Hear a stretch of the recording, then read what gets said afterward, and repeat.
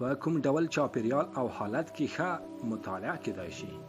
ژباړه محمد عزیز پردیس. د مطالعې لپاره کوم ځای مناسب دی؟ د تجربو په اساس د کتاب د مطالعې لپاره تر ټولو غوره چاپیریال یا ځای او په ځانګړي ډول د هغو کسانو لپاره چې تازه د مطالعې سره آشنایي پیدا شوي وي کتابتون دی. د کتابتونو چاپیریال د مطالعې لپاره تر ټولو ښه او مناسب چاپیریال دی او د کتابتونو فضا خپله یو ډول کشش لري چې انسان مطالعې ته هڅوي. د کتابتون فضا ډیره آرامه او پکې میشت ټول کسان یې په مطالعې بوخت وي چې همدا آرامه فضا پر تاسو مثبت اغیز پرېږدي. یو بل مهم علت چې د کتابتون د فضا په آرامتیا دلالت کوي د ښو او مختلفو کتابونو موجودیت دی چې همدا کتابونه د هر اړخیزو معلوماتو په درلودلو سره تاسو د کتاب لوستلو ته هڅوي او ترغیبوي. په کتابتونو کې کولای شئ خپلو ملګرو سره علمي بحث او شننه وکړئ، خو پام مو وي چې بحث په آرامه ډول ترسره شي ترڅو د نورو میشتو لوستونکو مزاحمت ونه شي. کتابتون داسې ځای دی چې د ساعتونو مطالعه مو هلته نه ستړي کوي. د وخت تېرېدل پکې نه حس کوئ او کتاب مو ځان ته جذبوي. په ځانګړي ډول که هڅه وشي چې په مینه مطالعه وکړئ.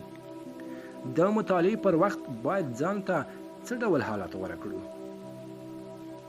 د مطالعې پر وخت باید سیده او راحته کینو.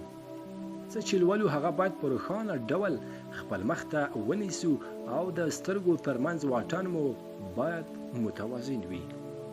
تر ډیره دې هڅه وشي چې د مطالعې او درس لوستلو وخت کې دې د خوب کولو څخه ډډه وشي.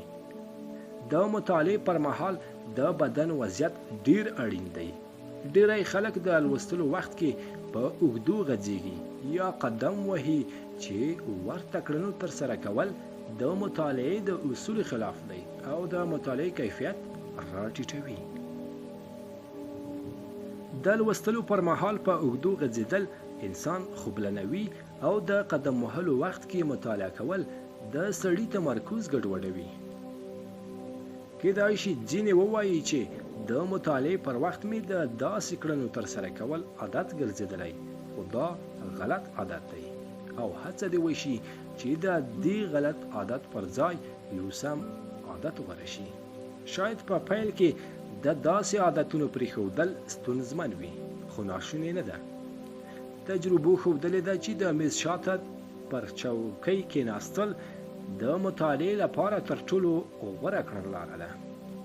هڅه دې وشي چې د مطالعې پر وخت مو بدن راحت او منظمه وي او باید پر بدن فشار نه وي. د لوستلو پر مهال د کتاب او سترګو ترمنځ باید 10 سانتي متر واټن وي.